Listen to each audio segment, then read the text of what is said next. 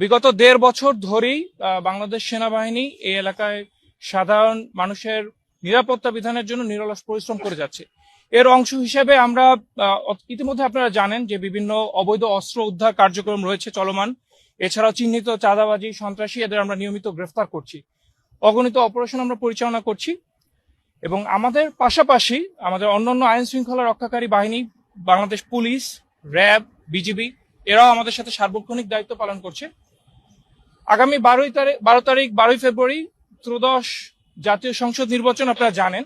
So এই নির্বাচনটাকে একটি অবাধ, সুষ্ঠু, নিরপেক্ষ নির্বাচনে রূপ দেওয়ার জন্য সকল আইন শৃঙ্খলা বাহিনী তাদের কাজ করে যাচ্ছে এবং আমরা দিন রাত নিরলস পরিশ্রম করে যাচ্ছি সাধারণ মানুষের ভিতরে যে তার নাগরিক অধিকার, ভোটাধিকার, এটা যাতে তারা প্রয়োগ করতে পারে তার সম্পূর্ণ ব্যবস্থা করার জন্য।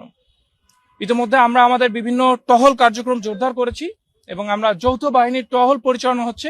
এর বাইরেও বিভিন্ন নোডাল পয়েন্টের নিরাপত্তা জোরদার এবং ভোট কেন্দ্র এবং তার আশেপাশের স্থানগুলোতে আমরা নিয়মিত যাচ্ছি, আমাদের পর্যালোচনা জারি রেখেছি।